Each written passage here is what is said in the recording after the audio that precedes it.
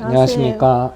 네, 이제 뇌졸중 관련해서 두 번째 시간이고 저는 인하대병원 신경과 그리고 중환자의학과에서 근무 중인 박수연이라고 합니다. 네, 저도 주로 뇌졸중 치료하고 있는 박혜원이라고 합니다. 네, 첫 번째 시간에 사실 뇌졸중과 관련돼서 전반적인 것들을 다뤄보았고 두 번째는 자주 또 저희한테 질문하시는 내용 관련해가지고서는 내용을 좀 다뤄보려고 합니다.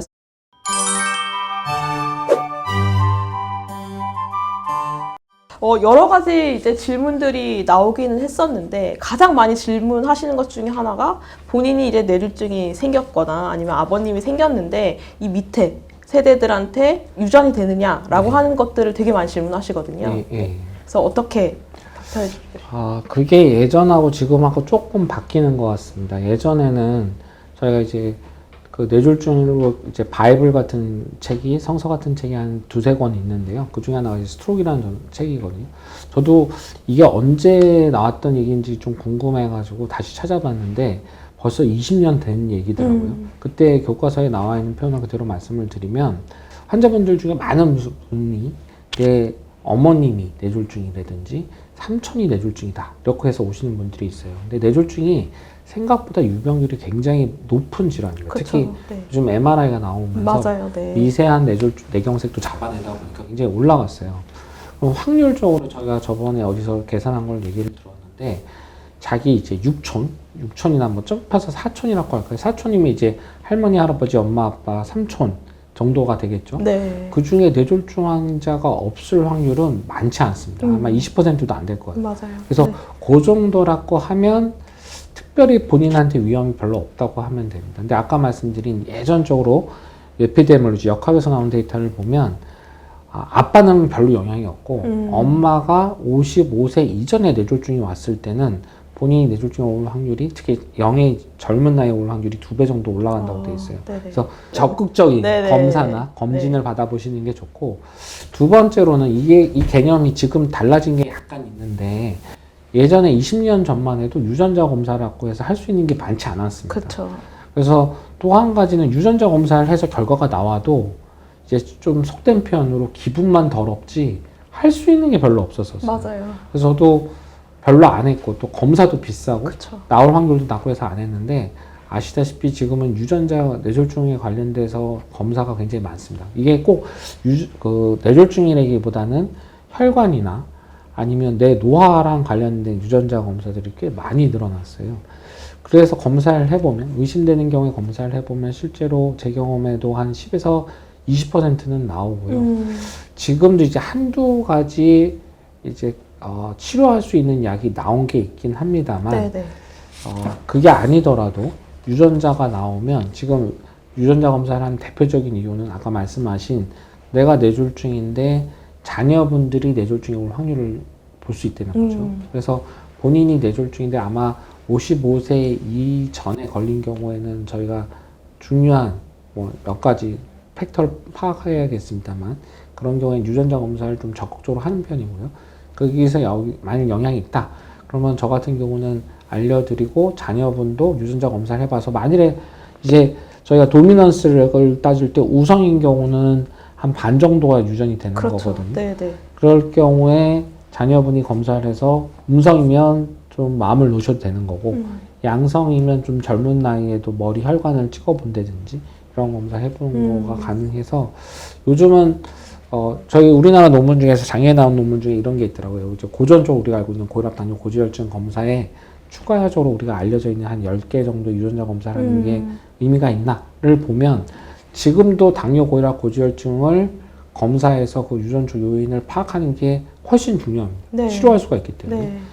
그럼에도 특히 예측 지표로는 제네틱한 유전적인 검사를 같이 하는 것도 상당한 도움이 현재로서는 되고요. 아마 10년 뒤에는 어쩌면은 꼭 해야 되는 검사가 될지도 모르겠어요. 네. 그런 면에서는 도움이 되지 않을까 싶습니다.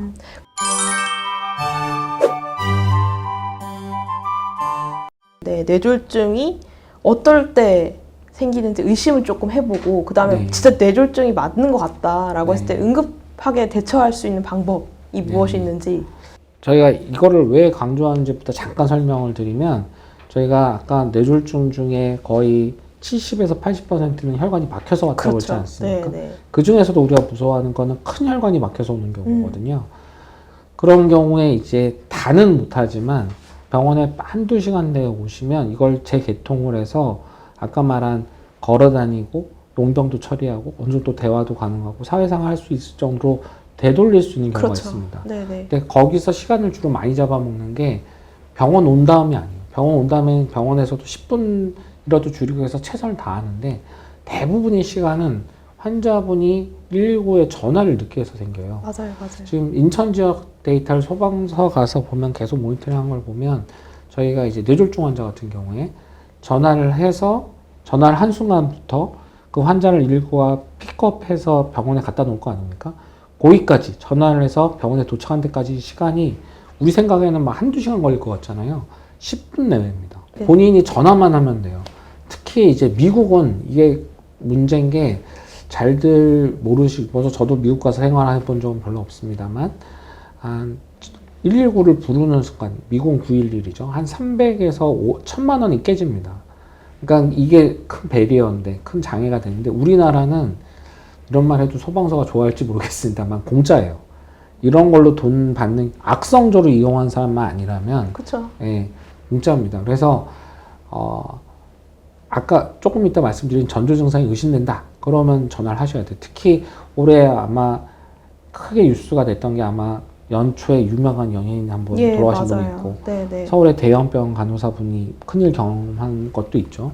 그 중에서 이 자세한 말씀드리긴 곤란합니다만 한두 케이스, 뭐 전국적으로 굉장히 많은데요. 그 중에 한두 케이스는 처음 증상이 있었을 때 병원에 갔었으면 그렇죠. 되돌릴 수도 있었던 맞아요. 경우였다는 얘기가 네네. 많이 들립니다. 그런데 그때 그걸 본인 물론 굉장히 중요한 일이었겠지만 그걸 하시느라 시간이 지연되면서 찬스를 놓친 거거든요. 여기서 말하는 찬스가 살구 죽구의 문제입니다. 그렇죠. 그렇기 때문에 전조 증상이 있고 이게 위중하다고 생각하면 빨리 오셔야 돼요. 중에 전조 증상은 뭐 심한 두통, 뭐 한쪽 팔다리의 마비 증상, 뭐 말이 안 나오고 뭐 여러 가지가 있습니다. 못 걷겠다든지. 그런데 우리가 이제 이걸 솔직히 다 말을 해도 이게 병 종류도 너무 많고 그렇죠. 너무 그 다양하죠. 중에 네. 뇌졸중의 전조 증상을 알기도 힘들고 그래서 이걸 제일 많이 하는 나라 중에 하나 캘거리 팀에서 그쪽에 가서 그쪽에서 어떻게 홍보하나를 물어본 적이 있었는데 우리가 흔히 말하는 중증 뇌졸중 환자의 80%는 편측 한쪽 팔다리 마비 증상으로 옵니다. 그렇죠. 네. 우리가 빨리 와서 빨리 중요한 치료를 받자고 말씀을 드리는 건데 예를 들어서 아까 말한 그 치료를 손발 저리다고 하질 않아요. 그렇죠. 네. 네. 보통 의식이 없거나 의식 없는데 병원 안 오시는 분은 없거든요. 그렇죠. 근데 이제 대부분 어떤 경우에 시간을 놓치냐면 내가 못 걷겠다라든지 또는 한쪽 팔을 못 쓰겠다. 근데 병원 가려고 보니까 MRI 찍으려면 지금도 100만 원 나오니까 그거 생각하다가 시간이 지연되거나 아니면 우리 똑똑한 아들이나 따님이 직장에서 나온 다음에 또는 주말에 상의해서 가야지 이렇게 결정하다가 늦어지기 때문에 본인이 못 걸을 정도의 편측 팔다리에 뭐 마비 증상이라든지 이런 증상이 생기면 그냥 119 불러서 오시는 게 좋고요. 그렇죠. 또 한 가지 제일 중요한 팁을 드리면 우리나라에 이제 산정특례 제도라는 게 있습니다. 그게 뇌졸중이 맞을 때 환자분이 중증이고 뭐 이거 앞에 조건은 뭐 환자분들이 모르셔도 되는데 뇌경색인 경우는 24시간 내에 병원에 도착해서 치료를 시작해야지 산정특례가 되죠. 네. 산정특례가 되면 그냥 급여에 비해서 본인 부담이 5분의 1로 줄어듭니다. 20%가. 그래서 경제적인 측면에서도 병원, 솔직히 뭐 의학적인 측면이 훨씬 중요하죠. 사내 중요한 문제이기 그쵸. 때문에. 그래도 경제적인 측면에서도 빨리 병원에 오는 게 돈을 버는 비결이다. 라고 말씀드리고 싶습니다. 보면 대부분 이제 그 증상이 좋아지겠지 하고 계시다가 안 오시는 경우들이 되게 많기 때문에 증상이 조금이라도 이상하다라고 하면 119 전화하시고 바로 병원으로 오셔야지. 네. 저희가 될 것 전조 같아요. 증상 아까 저번 시간에도 말씀드렸지만 전조 증상을 강조하는 이유 중에 하나가 전조 증상을 느꼈다는 얘기는 혈관에 뭐가 문제가 있다는 얘기거든요. 그렇죠. 그러면 재발률이 높습니다. 그렇죠. 근데 저희가 막 아까 말씀드린 막 비싼 검사나 치료를 해도 진행을 늦추는 거는 어느 정도 가능할 수는 있어도 되돌리는 건 정말 힘들어요. 그러니까 좋을 때 치료하는 거지 이미 다 망가지면 그때는 치료할 수 있는 게 굉장히 난망합니다. 그래서 좋을 때 치료하는 거다. 병원 네. 그거 꼭 알고 계셨으면 좋겠습니다.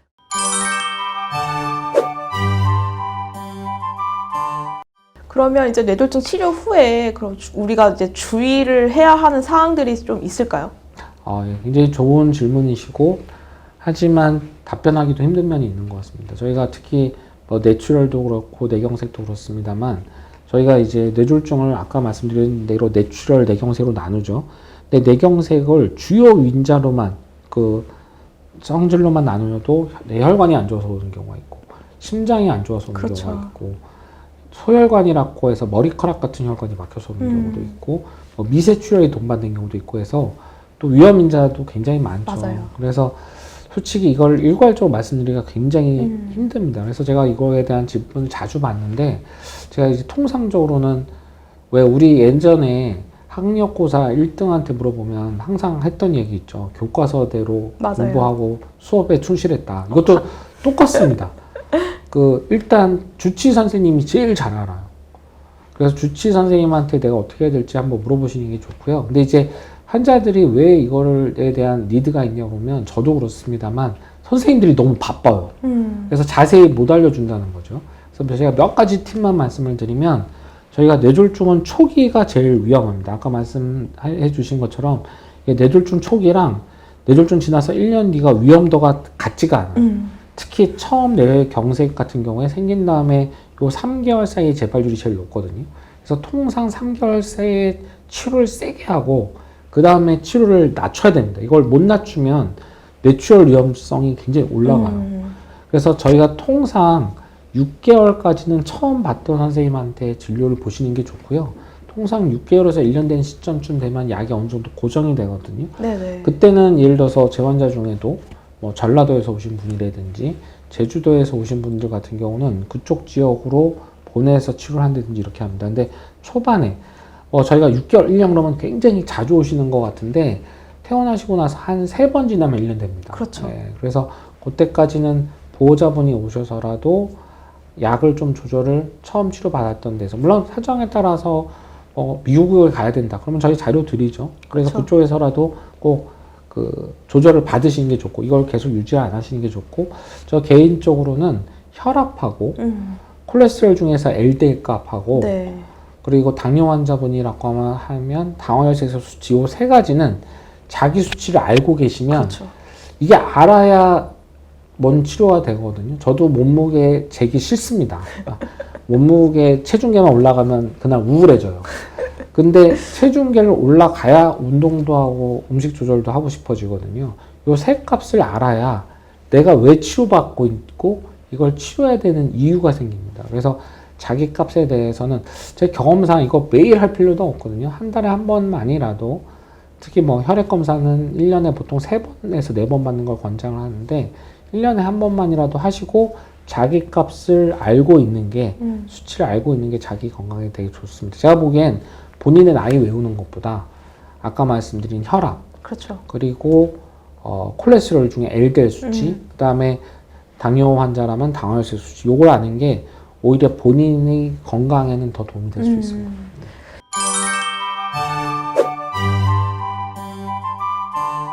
환절기가 되면 뇌졸중 네. 발생 위험률이 증가하는지. 예, 제가 나름 이제 보시는 분들도 있고 안 보신 분들도 있지만 방송을 많이 하다 보니 여름에 뇌졸중이 많이 늘어나는 이유가 뭐냐고 그러고 겨울에는 겨울 혹한기에 뇌졸중이 발생하기 높은 이유가 뭐냐고 그러고 환절기에는 왜 환절기 때 뇌졸중이 발생률이 올라가는 이유를 여쭤보더라고요. 그래서 참 우리나라가 사계절이 좋은데 여름에는 더워서 탈수되면서 많이 오시고 그렇죠.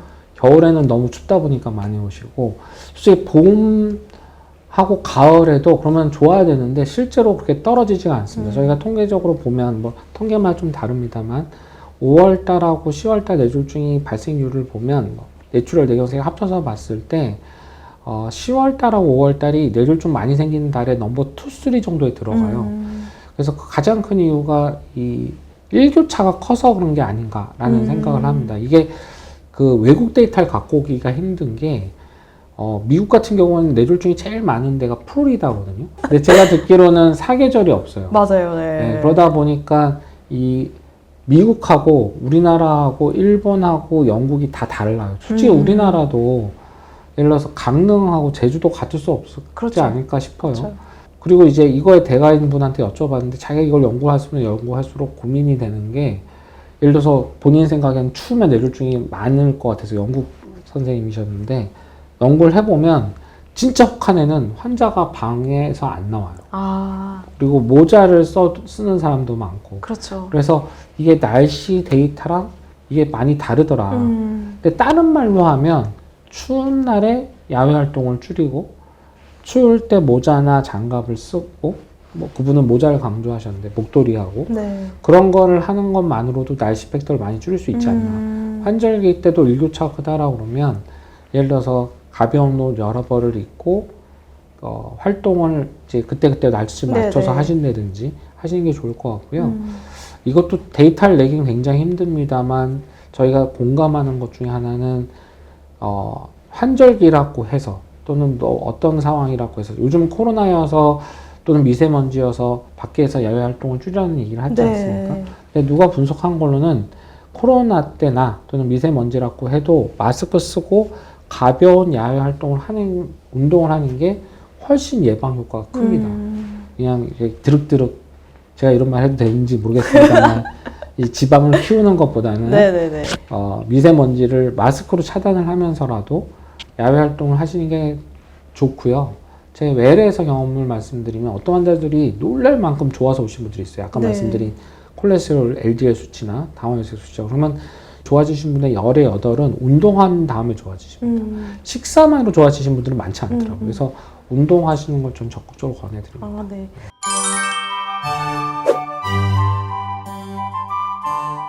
뭐 여러 가지 질문들 그리고 이제 권고 사항들에 대해서 이야기를 나눠 보았는데 혹시 마지막으로 뇌졸중 네. 환자 또 보호자분한테 말씀드리고 싶은 부분들이 있으신가요? 아마 저도 그렇고 이 방송 보시는 분들이 아마 나이 드신 분들도 있겠습니다만 젊은 분들이실 거예요.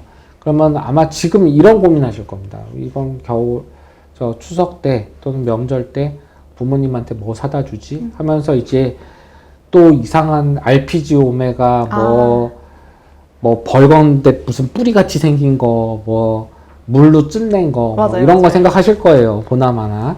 근데 제 외래에서 추석 끝나면 그런 거 먹다가 탈나서 오신 분들이 굉장히 많습니다. 당뇨가 있거나 고혈압이 있거나 65세 이상이거나 심내혈관, 뭐 뇌졸중을 질환을 갖고 있는 분들은 아까 말한 뭐 뿌리같이 생긴 거 뭐 이런 거가 오히려 몸에 해로운 걸로 돼 있거든요. 그래서 저는 그냥 운동화 사다 드려라. 좀 운동하기 힘드시면 실내 자전거나 아니면 제가 생각해 보니까 RPG 오메가를 이렇게 오면서 제가 가격대 얼마인가 봤더니 2만 원짜리 선살물 할 사람은 없을 것 같고 한 5만 원에서 10만 원 사이던데 그게 딱 혈압계 가격입니다. 혈압계 하나 사셔가지고 네네. 선물해 드리는 게 실질적인 부모님한테는 도움되는 게 아닌가 생각이 됩니다. 사실 뇌졸중이라고 하는 거는 되게 주위에 많이 있었고 그리고 뇌졸중에 대한 궁금증이 어느 정도 해소될지 이 두 편으로는 가늠하기는 조금 힘들지만 그래도 많은 분들에게 도움이 됐으면 하는 시간이었습니다. 시청해주셔서 감사합니다. 네, 감사합니다.